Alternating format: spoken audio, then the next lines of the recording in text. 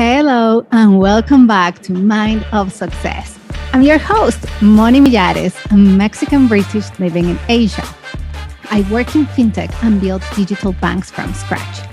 In my years in the industry, I've realized most of us are in a vulnerable financial position. However, building a business can be a catalyst for change. So I created this podcast. It's about business stories we do not talk about. I chat with entrepreneurs, CEOs, and experts about their journeys, struggles, and lessons to extract gems of wisdom and practical tools so that we can thrive and create the impact we want. Hello, everyone, and welcome back to another exciting conversation. Today, so before I go into who are we going to talk with today, I want you to be very honest with yourself. Have you ever been in debt? Yes. Have you ever wanted to, or at least thought about buying a property? Yes. Have you ever got a little bit of anxiety because you're like, how on earth am I going to do this? Yes. 100%. Yeah.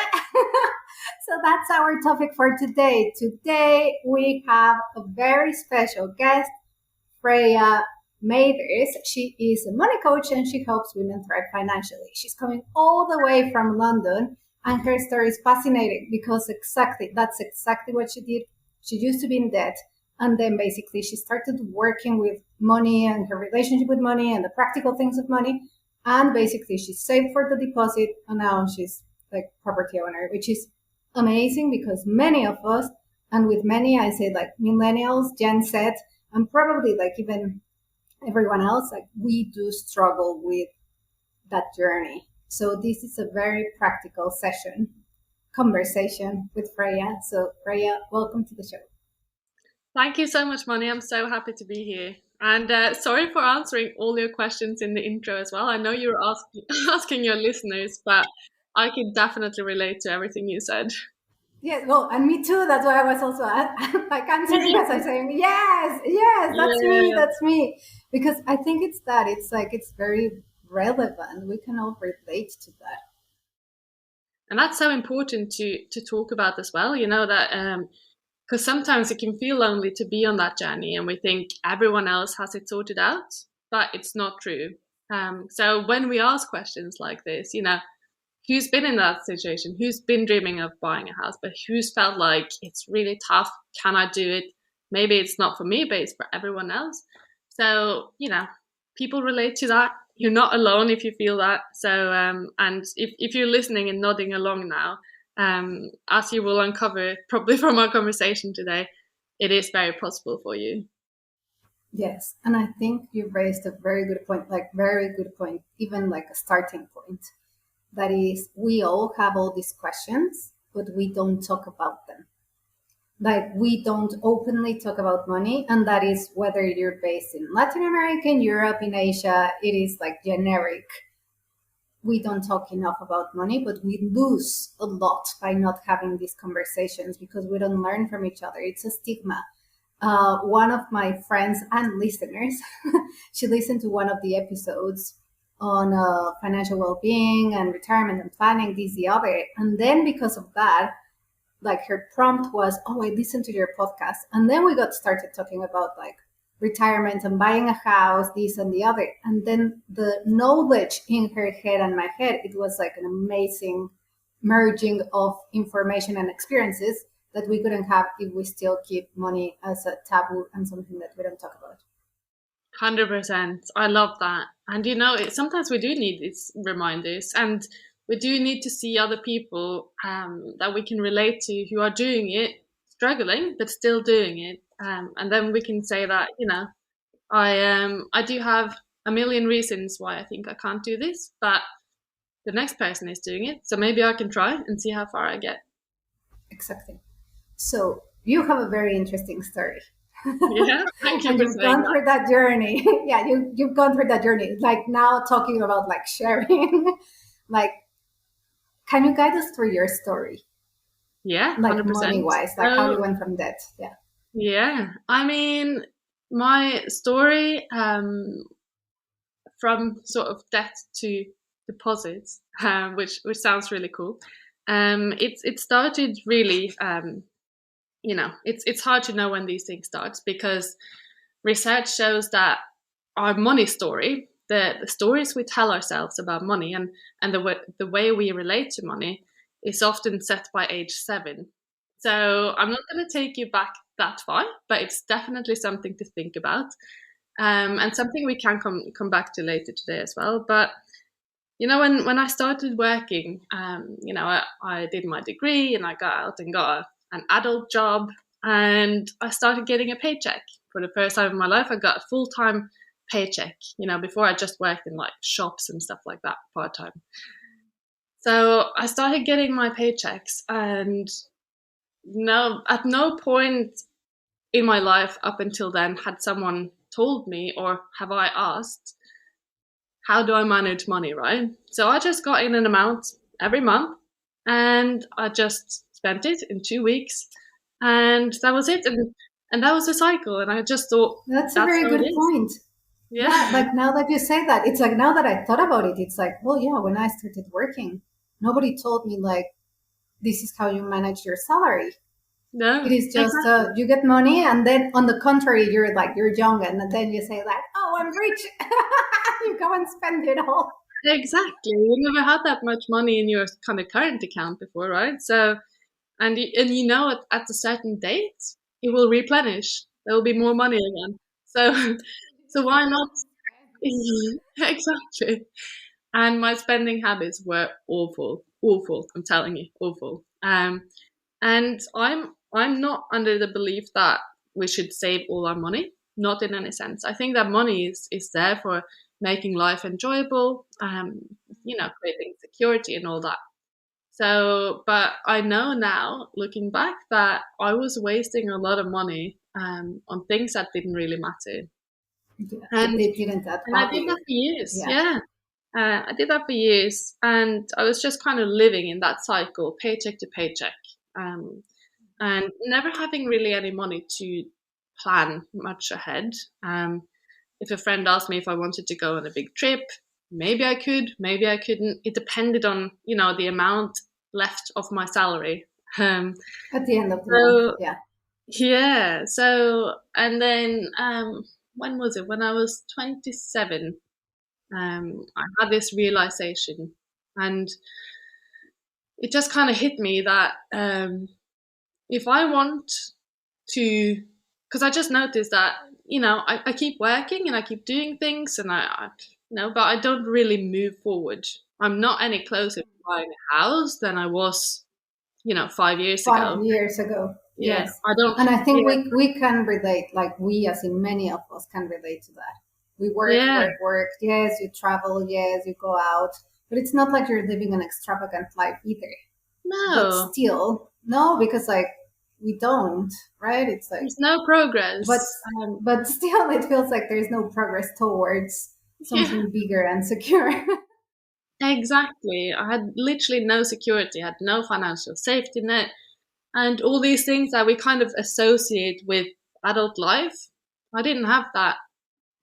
Aside from the fact that I was going to work instead of uni, I was kind of living the same lifestyle in a way with a little bit more money.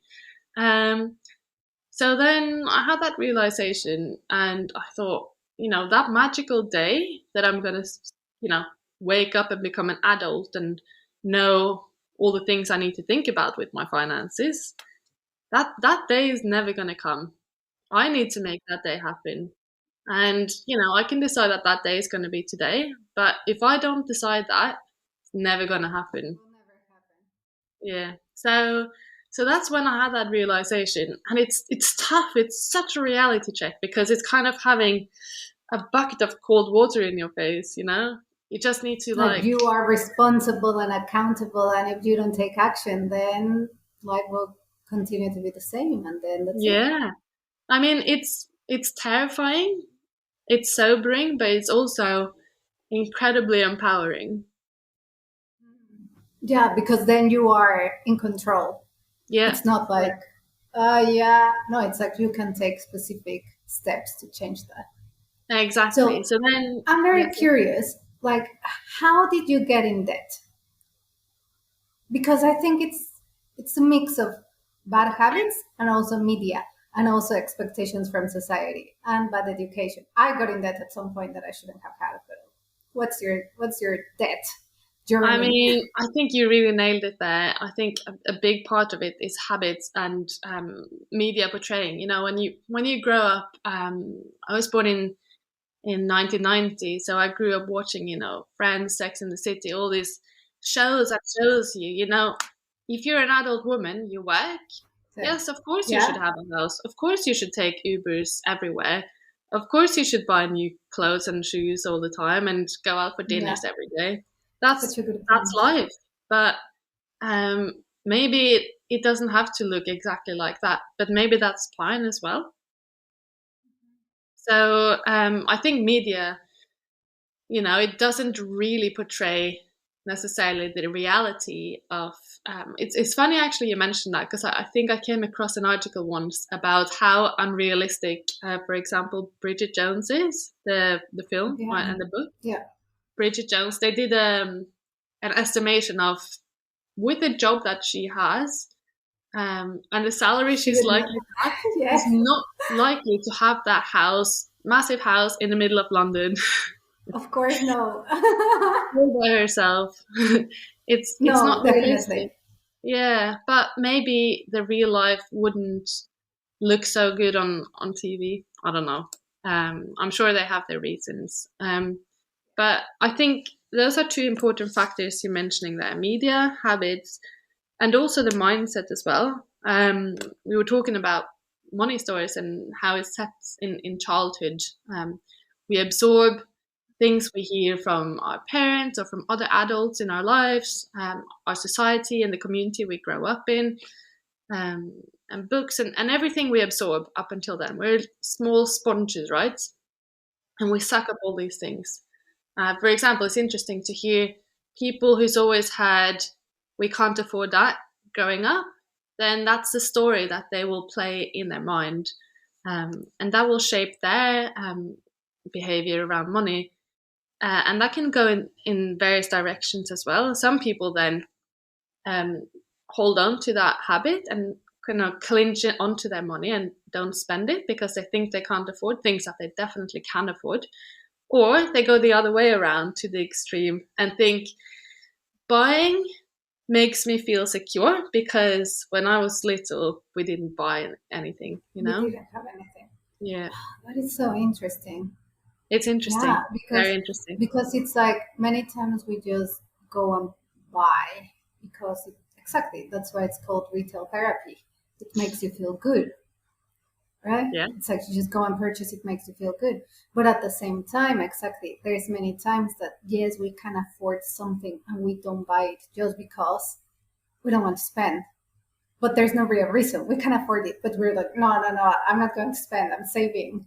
But that's not healthy either because there's healthy saving habits, and then there's the to exactly. attachment to not Yeah, enjoying your money as well. yeah. And you know, we could talk about this for hours. It's a massive field, and it's really interesting as well. But I just wanted to mention quickly then retail therapy is interesting because they have actually done a lot of clinical research on this and the endorphin kick you get from buying something, right? But the thing is, Yes, after you bought it, that kick will die out very quick. Yeah, exactly. And then the item that you bought that looked very nice and shiny in the shop is just another thing in your house, right? It's just another clutter. Um, and then they've done research comparing this to, for example, the joy we get from, let's say, instead of buying a jumper, um, throwing a dinner for your friends, spending the same amount, and the happiness and lasting joy that brings is just so massive compared to buying an item. So really, if we want to, you know, get the most happiness out of our spending, is more about sharing experiences with others. yeah. Rather than collecting more items in the house that will get dusty. 100%. Yeah. But okay, so sorry, you were asking how I got into that. So Yes, it's a it's coming combination of back. all It's like this.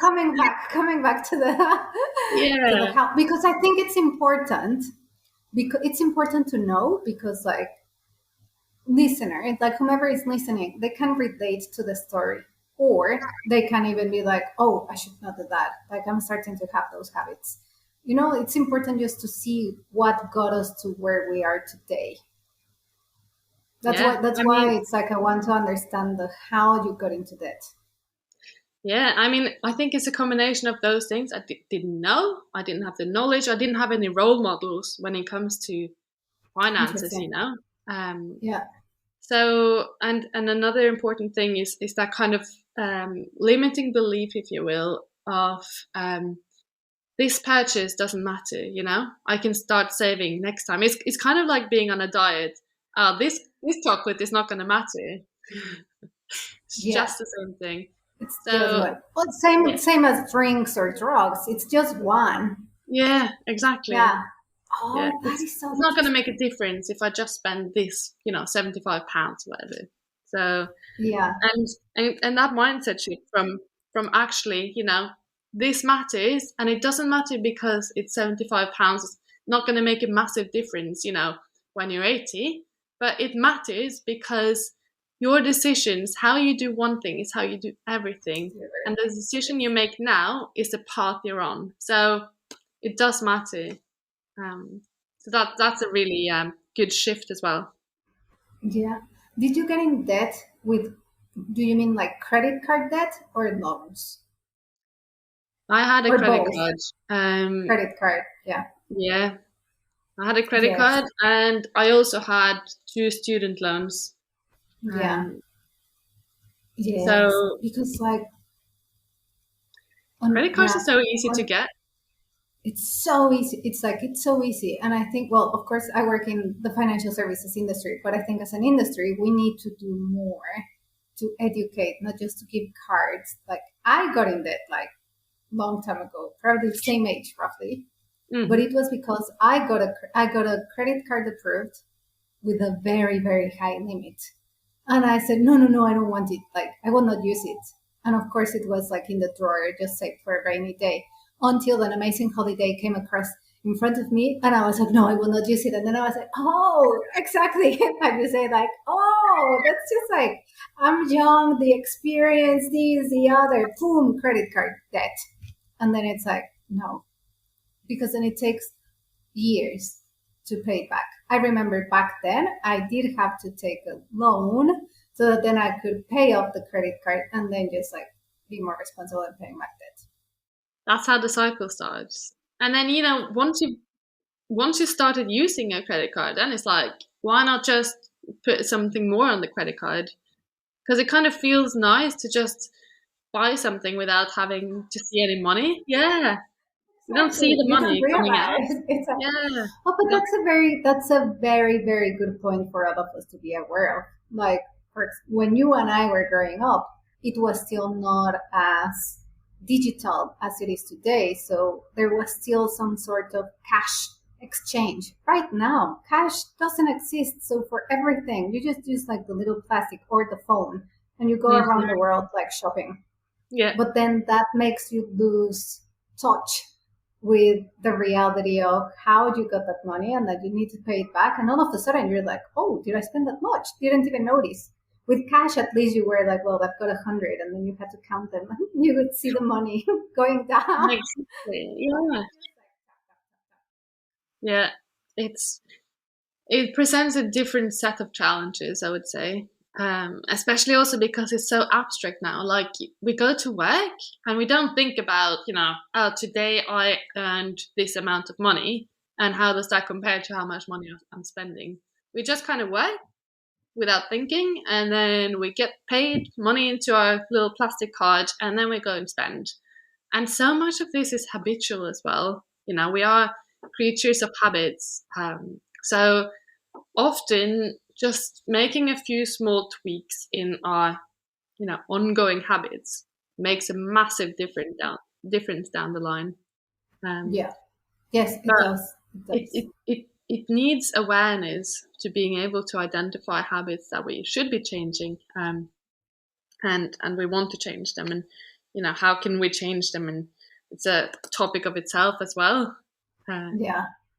But but and actually, it's a very nice topic to transition. Let's say once you have that awareness that you're like, yeah, I'm in debt, e.g., I have bad habits. But then what we said at the beginning, it's like, I want to buy a property, I need to save for the deposit. It doesn't matter where you live in the world, you still need to have a deposit. The percentage may change, but you still need to have a deposit.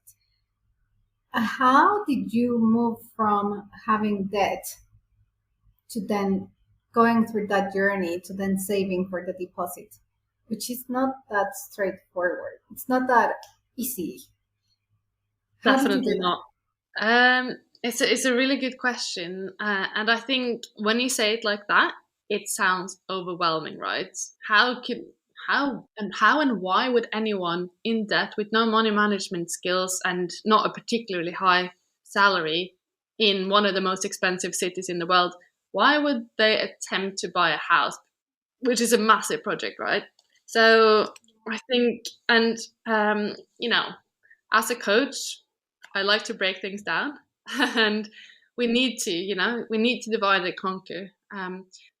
So the first thing to do is to just, and this is also the first thing I did as an exercise. Okay, how much does it cost to buy a house? How much does a house cost in London? I had no idea. I had a vague idea of house prices in Norway and in Oslo, where I grew up. Didn't know about London. I just heard it was insanely expensive. But what is that? Okay, maybe a flat would cost you 350,000. Just an example. Okay, 350,000. How much? Okay, let's say you need to have a 10% deposit. Okay, then we're starting to have a figure that we can work with. £35,000. That's my target. Can I achieve that in 10 years? Fine. Can I achieve that in I was going to five say, years? even that sounds like, whoa, it's going to take like years to get to that amount. Yeah, absolutely. And time will pass anyways. If it takes you 10, 15 years, then it will take you 10, 15 years. Time will pass anyways. If That is true. 15 years from now, you can either be in a good position, or you could just think, oh, it's not worth it because it's going to take too long. So before you even start thinking, oh, it's going to take too long, just break it down. Okay, let's back to the example. Now we have, okay, 35,000 is what we need, right? And if you're going to do that alone, kudos to you. I hope you're on a good salary, but for most of us, it's a lot easier if we can buy with a partner, um, That is a very good point. and it's not Because fair because we shouldn't be penalized for if we're single. But the fact of the matter is, it's a lot easier if we can split the cost with someone. Um, that is such a good point, because then you hit like a societal construct that yeah, either you basically find a life partner and then together you decide to basically formalize the relationship by buying a property, not even getting married now. It's like buying a property, but then there's two of you and that keeps you together almost. It's like, yeah, let's get buy the property. yeah, But if you're single, then you're like, oh, you need to buy this property, and then it's such a bigger burden. yeah. I And mean, I do think that society puts that expectation that it's like, to be a full grown up, then you need to have a property. yeah. So it's even more pressure. I know it's problematic in many different ways. But I'm going to come back to, actually made a little note of this to come back to that as well. But um, I would say if you are single and you want to buy property, there is still possibilities, because there, especially, I know the UK market, but there are some similar schemes in some other countries. There are some schemes available that will help you, but also you might have to, either buy a very small little place, or you know uh, look a little bit outside of the big cities where it's a Big lot cities, cheaper. yes. Yeah. Or you don't have to buy with a partner. It probably makes sense, but I know some people who's buying with a sibling, for example. Um, but the Family, fact yeah. the fact is that it is easier when you have a partner. So Okay, so if you break 35,000 into two, it's a lot more Yeah, manageable, right? We can agree on that. it Seventeen and a is. half It thousand is is. Yes. it's easier. And then we can start breaking down. Okay, if we have that amount, um, so let's say, okay, the goal is then 17,500. And then the kind of finance nerd in me starts working on the numbers. Okay, so 7 years, let's say, you can save 2,500 a year, and then you can get there in 7 years. Or you can save more. But Which, if you put it like that, it seems more reachable yeah, rather exactly. than 35,000. You're like, I don't know when, versus, hey, 2 to 3 thousand a year. Yeah, I'm like, oh, that seems doable. I could save a little bit on holidays. I could exactly not spend on shoes and bags, yeah, exactly. So like, if you and can little manage by to, little start saving. yeah, and then you can manage to break down, and you can look at some different examples. How much would I have to save a year to get there in 5 years, 7 years, 3 years? And then hopefully it seems a little bit more manageable. And then there's other schemes as well. For example, in the UK, you can get a top up of 25% of every money that you put in. So that means that to reach that 2,500, you would only have to put in 2,000, and you'll get, Yes, so that's those a things help as very well. good point. Yeah, Yes, because like governments are not in all countries, but in many countries, at least in the UK, like the yeah, government is actively helping first time buyers. So it exactly. helps, like it's easier to reach that goal. It's kind of they compensate you for your good behavior of saving. Yeah, If that's what you want, what you want is to buy a property, right? yeah, exactly. So then, we go from thinking about a £350,000 house to, which seems like massive, inachievable, unrealistic, to 2,000 a year. That is doable. That is doable for most of us in some sort of way. Um, and if you currently think, there's no way I can save even a small amount from my paycheck, then I would say review your spending, and also maybe you can pick up like a little side hustle, and save that money. So I would say it's not achievable for everyone. I can't really say that and be the judge of that. But I think 2,000 a year is probably um, a lot more realistic than people think. And 7 years isn't that much, and that's just in No, this it just example like as well. flies. Yeah, exactly. Yeah, if you Yeah, started and 7 years ago now, then you would be by the finish line now. So if you start now, the future you will thank you for it. exactly. And I like that you said that because it's doable, it's achievable, and it opens up the horizon slash solution. It doesn't have to be me only. I can buy with somebody else. Mm, And probably here the important thing is if we're going to buy, like to go into a commitment to buy a property with someone else, then it also comes the why are you buying the property? Like even thinking those things. Is it just like to have the property to sell it in the future because you want to rent it? Like because you want to get married and live with the kids in that property? Like all these other factors come into account when you decide what's your strategy, basically. that is such a good question, and I think so few of us ever ask ourselves that question. Why am I buying a house? Is it just because society tells me that it's part of the package of being an adult, or is it actually something that is important to me as a person? So That's I a think, very good question. yeah, and I think it's definitely worthwhile reflecting on that, and maybe discussing it with others as well. Asking your friends about that. It's such an easy way, as you mentioned in the intro. We don't talk about money because we don't know how to talk about money. It's not only talking, saying how much do you earn a year, which can feel very scary to ask someone or share. Yeah, But we yeah, can ask, next time you have a dinner with your friends, just say, do you want to buy a house ever? Have you thought about that? And if you do, what is the reason? What would that bring you?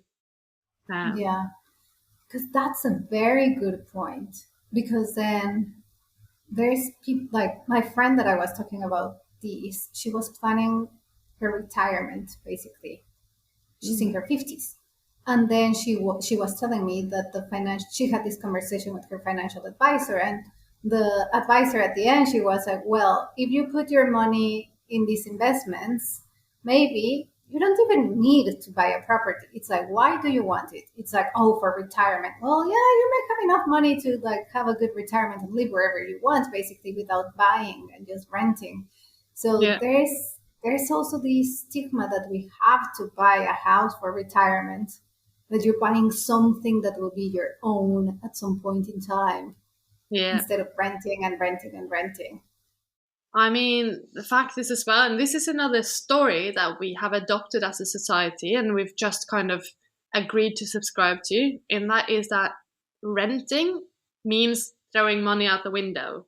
Whereas if you buy something, you build up your own equity. It's true to an extent, but it's also a big fat lie. So, and why am I saying that? Tell us First, why. Yes, yeah, why? yeah, I'm very happy to say that because I think this is such an important topic to have more awareness of. First and foremost, buying a house comes with a lot of different fees, right? You need to pay your solicitor, your surveyor, stamp duty, or other taxes, depending on where you live. And then after that, once you have completed the purchase, then it's your responsibility, right? If you're renting, there's a landlord. You can call the landlord and say, hey, the washing machine is broken. Fix it. Not my problem. I'm paying my rent. You fix it. It's your problem. Whereas if you're a homeowner, it's your problem. You have no one to call. And you need to expect to pay money to maintain your house, to kind of upgrade your appliances when that is needed, and it's a massive responsibility. It's a house. You can't just let it kind of decay. So Rotten. Yes, exactly. so you need to, and depending on where I know in London it's quite normal when you rent, you often get it furnished. But if you're buying somewhere, you need to buy your own furniture, which is expensive. Yes. Even if So you buy IKEA, it's expensive. yeah, It adds up. Yeah. yeah. So that being said, you are building up your equity, but you're also paying a bucket load of interest. So, so they've done various studies on this, where they have compared, and the outcome obviously depends on what the two alternatives is.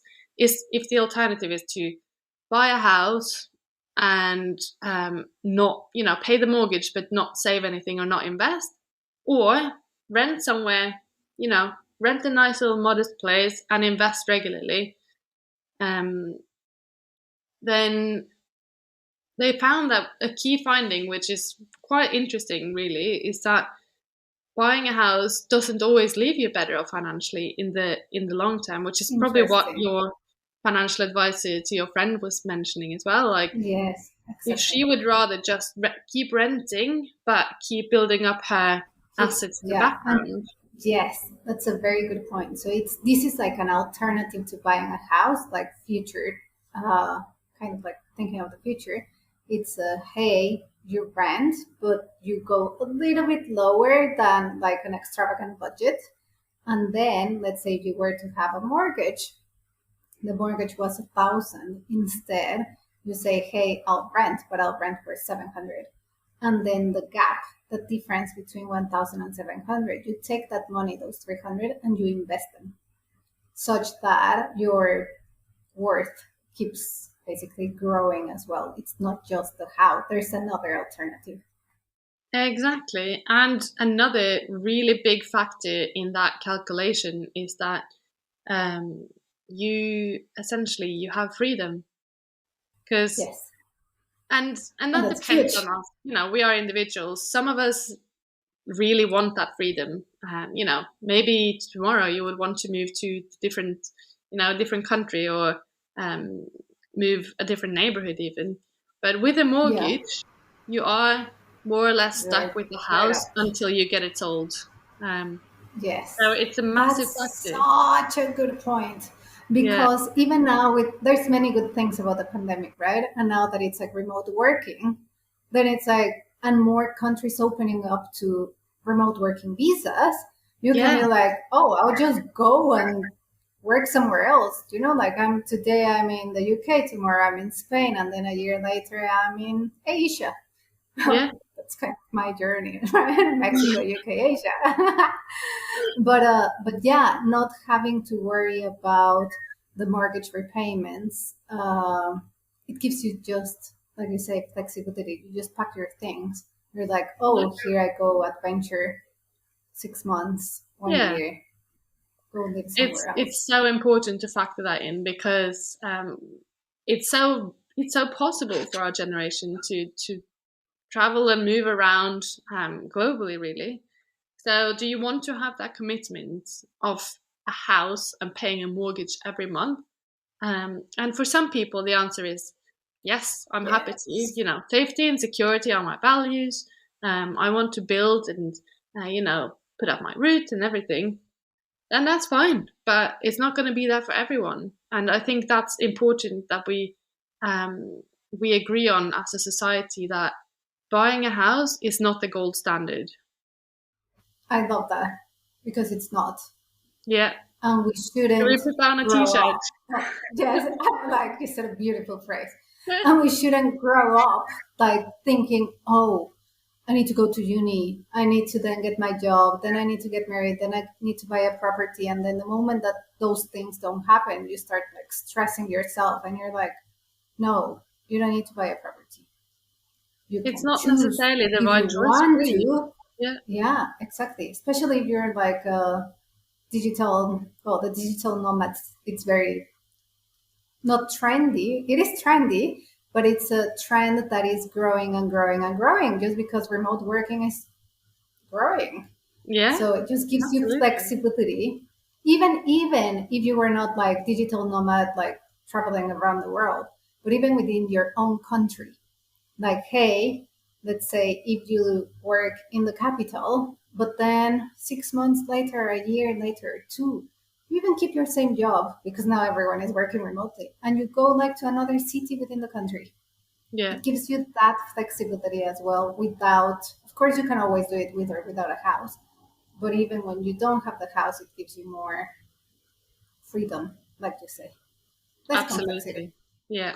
So I think if someone is listening right now and they're thinking, I've always felt like I need to buy a house, and if I don't, then I'm not, advanced as far into adulthood as other people, then just rest assured that that is a big fat lie that we need to get rid of as a society. And what is right for you is that's down to you and that's your journey. Someone else is on their journey, and that's fine. But we can't compare our journeys because our situations and circumstances today are just so wildly different. So I don't want anyone to feel like they have to buy a house, but if someone wants to, I want them to know that, they definitely It can. is doable. Yes. And I think that's a very beautiful way to wrap up as well. That it's like if you want to, even though you feel that it's like a very large and achievable goal, actually it is possible. You can. You just need to start, like you said, breaking it into smaller goals until you say, oh, I need to save this much per year. That translates into this much per month, and then start making the adjustments. But at the same time, if you don't want to buy a house, or even before you decide to buy a house, you need to be very clear on why you want to buy this property. Mm. And then all the pros and cons of continuing renting. Because if you have like a good investment strategy, like you said, it may be that it's better for you. Yeah, Gives you flexibility. absolutely. And this is to be honest with you, this is something I talk to my clients about very often as well. What is right for you and what's your motivation? And I can tell you that if you identify what is important to you and what you want, then your motivation is there and it's going to feel a lot easier, a lot more doable than if you're just adopting someone else's goals. And at the end, it comes to that. like Yeah, knowing yourself, and it's like, what do you want, not what society told you that you should want. exactly. So, and yeah, if and then when I do uncover what my clients' motivations are and what their goals are, then the next step is, what is the best route for you to get there? How can we get you on track to get there? Um, and and that's really a beautiful journey. And I think working with a coach is a really, really good way of getting clarity around that and getting that accountability and support, because it makes the journey a lot easier and it makes us realize our potential, if anything. So, Yeah. yeah, So how does that journey can look like once you say, yes, okay, I need to save my 2000 or 3000 a year? What's your journey? What do you tell people to start thinking of to choose the best words for them? great question. I think, comparing, okay, so if we know that, let's say we had this conversation, Moni, um, and we identify that in order to get on track, you need to put aside 2000 a year for this goal. You might have other goals as well, but for this goal, we need that. And how does that compare with how much you're currently saving? Are you saving 2000 a month a year already? Perfect. Okay. Then we just need to optimize, where that money is saved. But if not, Yeah. um, what is stopping you from saving that amount? And then that's when the coaching comes in, right? What is preventing you? Is it lack of Interesting. clarity? That's easy to fix. But if you have, subconscious blockages, then we need to break those down. Um, and that can be an ongoing process, that's not always just fixed in one day. So it's a lot about clarity, but also making sure that we're dealing with the blockages that are potentially holding people back. Can you, that's a very, very good point. Can you expand on what are those blockages? I think, and the reason why I ask is like, as a society, we talk about money. There's all these fintechs. I work in a fintech. It's like there's technology, there's financial education. However, one of the pieces of the puzzle that we don't talk in banks, let's say, is the psychology of money. And as part of that psychology, there are beliefs or mindsets, or like we call them blockages, that stop us from having certain behaviors or ways of thinking. So it's important that we talk about that. Can you Yeah, expand on the blockages that people usually have? yeah. I mean, there's so many because we're all different, which is the beauty of being being a human being. But I think a very common one, as we kind of touched upon already, is about it doesn't matter, that kind of psychology. It doesn't matter if I just spend this today. I'll start tomorrow. So that's a main block. The I'll start tomorrow syndrome. Yeah, Like exactly. in That's Mexico, the in one. Spanish, it's the mañana, mañana. Yeah.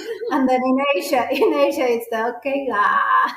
It's like, we have it on all cultures. It's like, yeah, tomorrow. Exactly, and as we also mentioned, that isn't just limited to money management either. It's something it's a kind of mindset that we can apply to all sorts of our lives, all sorts of areas of our lives. So that's a major one, and another one is probably connected to confidence or a lack of helpful role models, that we don't think that we can achieve things. So why would I try when I don't have, I didn't get a deposit from my parents, so why should I try and do it? So that kind of passiveness of not feeling empowered to knowing that your actions will actually um, generate any helpful results for you. Um, Very, very good point. How do I become aware that I am having that attitude? oh, that is a good question. I think it's journaling is a really good technique. Having conversations and journaling, um, you know, getting clear on what am I telling myself? What are my excuses? And we can deliver these stories on and on and on for years without being aware of it. But then if we start paying attention, then they are often quite easy to spot. So let me take an example. Why am I not eating as healthy as I can? I know, like, my first answer is I have a baby. I don't have the time to prepare meals for hours and hours every day. And that's, I'm not, being a persona now. This is my honest answer. So that's something I can say. And I know that it is a good excuse. It is a valid reason. But at the same time, I can identify that it's actually a story I've been telling myself. That, Yes, that because you are a mom, then you have a baby and you don't have time, therefore, blah, blah, blah, blah, blah, blah, blah, blah. yeah. And the So, opposite could be I have a baby, I have a mom, therefore, I want to look after my health because of my baby, therefore, yeah, I'll find the time. exactly. It's just the Yeah. opposite. Yeah. Yeah, exactly. I need the energy and, I need to pass on good habits to my child and all that.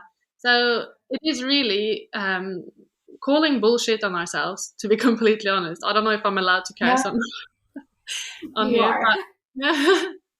but calling BS on ourselves and just saying, yeah, I have valid reasons, but I also have good reasons on the contrary. Because in the world, if you start paying attention, we can find justifications for anything. So we just need to decide which justifications we want to subscribe to. Um, yeah. Yeah, yeah.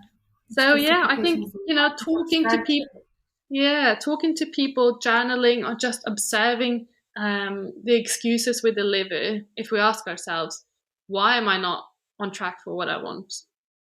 And what is the reason? And then you can start detangling those reasons and actually try and, as you beautifully did, actually for me. So you coached me now to eating better.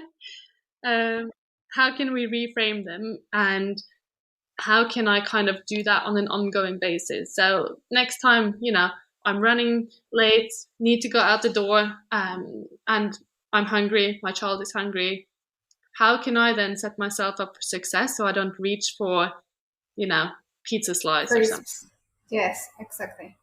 Yes. Yeah. So, Amazing. yeah.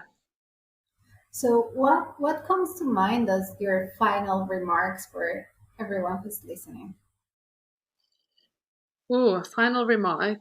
I would say just know that your goals are in your head for a reason, or they are in your heart, maybe, um, for a reason. And the fact that you have a goal, that means that it is possible for you. So never kind of dismiss your goals, because they are there for a reason and you can achieve them. And it's always worthwhile getting on track for our goals. And if anyone wants any support with that, I think potentially you could link to how they can get in touch with me as well. And I'm Yes, happy. that's what I was about to say. Like, Yeah, can you tell us where we can find you? yeah. So I'm mainly hanging out on Instagram at the Wellness Wallet, and I also have a newsletter. So those are the two main ways to get in contact with me. Um, Send me a DM on Instagram. I love hearing from people. I love having really good conversations around money, our relationship with money, psychology, spending, goals, all that. I'm having so many good conversations on Instagram, which is why I love it as a platform. Awesome. Yes, and I just remembered, of course, I was like checking all your programs and everything. You have very interesting programs. Which is the most popular one and why? So I would actually say I have a kind of a one-off coaching session, which is called the wealth building session. It's very popular. In this session, I normally work with people who feel like they're not really sure what they're doing with their money, they don't know what their potential is. So it's often a call where we talk about kind of break down the actions they need to take, and create kind of a working plan for them, and how they can optimize their money and get on track with things. That's definitely the most popular offer I have. And it is Amazing. quite limited as well because it's it's a big session. So I try to keep it a little bit limited, but I do have availability for March, currently taking March bookings. So if you're interested in learning more about this, then definitely drop me an email, ask me about my wealth building sessions, and we can discuss what that could look like and how that could help you. Amazing. And we are just in the first week of March. So people February, yeah, yeah, can just yeah. look into it. Cool. Amazing. Well, Freya, it's been a pleasure having you in the show. Thank you so much. It's been a very interesting conversation. It's been such a pleasure to talk to you as well today. Thank you. And guys, everyone listening, remember we'll have more and more conversations about money, finances, blockchain, crypto, NFTs. So keep tuned. We'll have the usual interviews and then we'll deep dive into money because it is extremely important. In the meantime, have an amazing week. Re listen to the episode and remember to take one concept and then apply it into your life. Okie dokie. See you next week. Bye. Bye.